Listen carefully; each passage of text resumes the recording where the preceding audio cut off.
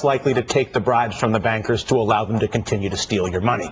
Joining us now, Democratic Congressman Maurice Hinchey from New York, who is one of the few who has made a tremendous effort to attempt to win this financial feud on behalf of the American people. A too-big-to-fail proposal put forward by Mr. Hinchey some time ago, along with a string of others, so far to no avail. Congressman, when I look at the giving and I look at the size of the jackpot, $463 million just last year from lobbyists in banking, and you and I both know how dependent politicians are on money, particularly money from financial services.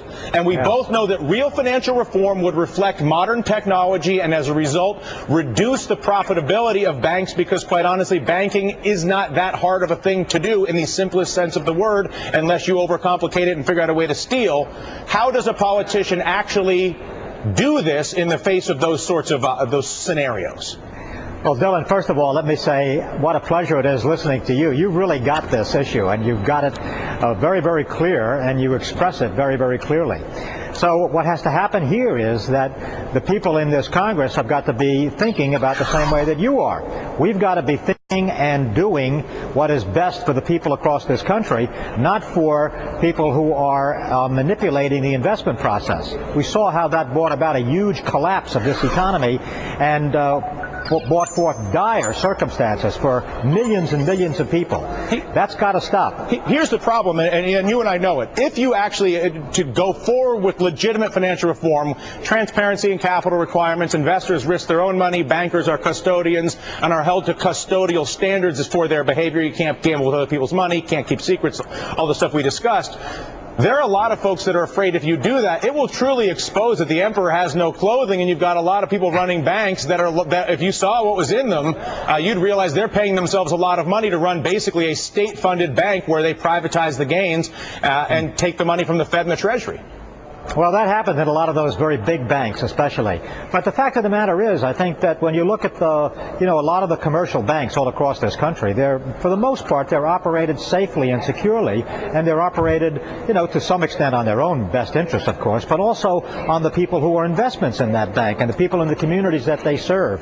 So I think that there are a lot of commercial banks. For the most part, I think the vast majority of them are working very effectively and positively. But there's no question about what you've been saying, how so many of these big banks who got bigger and bigger and bigger were so destructive to the circumstances of the economy across the country and injurious to so many people.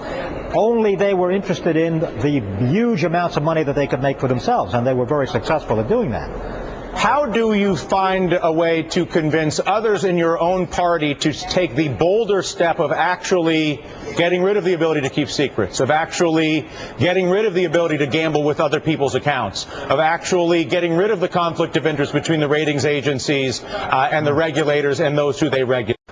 Well, you've got it exactly right, and that's what we've got to say over and over again, and I deeply appreciate what you're saying, because an awful lot of people are listening to you, and they're getting the understanding of this situation based upon what you're saying. We've got to make this clear, and we've got to get to a point where people across this country have a deeper understanding of the economic circumstances that they have to deal with, how investments are taken and used appropriately or manipulated, and how hedge funds can be put into the context of commercial banks and things of that nature, which would be a very bad thing to do. So there's a lot of things that need to change here. We've just gone through a very interesting situation, in this same regard, with regard to health care, how there was so much manipulation of the facts, so much false information that was put out there to try to block health care.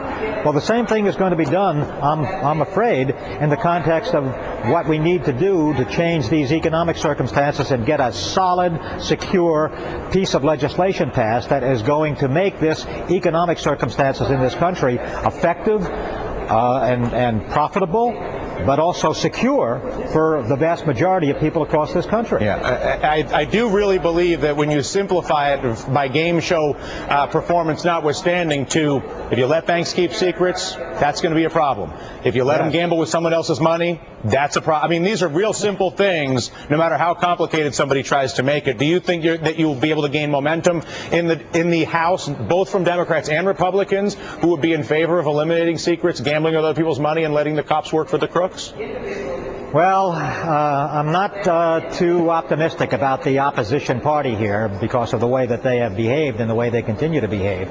But we do have a lot of Democrats who understand this and who are acting and engaged in the best interests for the ordinary people all across this country, the middle income, working people all across this country. Even wealthy investors. I can throw out a bunch of billionaire investors who will tell you, why are the banks gambling with I had to work hard to make my $20 billion. Why are they gambling with somebody else's $20 billion? It almost doesn't even matter. It's a question of whether you believe in making money through true capitalism, investment, work, innovation, or extraction and manipulation and abuse of custodial authority. Well, that's exactly right, and that's exactly what we've seen, and we've seen too much of it. And the downturn in this economy was driven precisely by that kind of activity, selfish, intensive activity, and ignoring the interests of everybody else. Well, listen, Congressman, you and I are clearly on the same page. Hopefully more, as is, by the way, the vast majority of America, hopefully more politicians from both sides of the aisle will join up the fight. Thank you, Congressman. I thank you very much. Okay. Congressman Maurice Hinchey, I do want to get the dig list up here.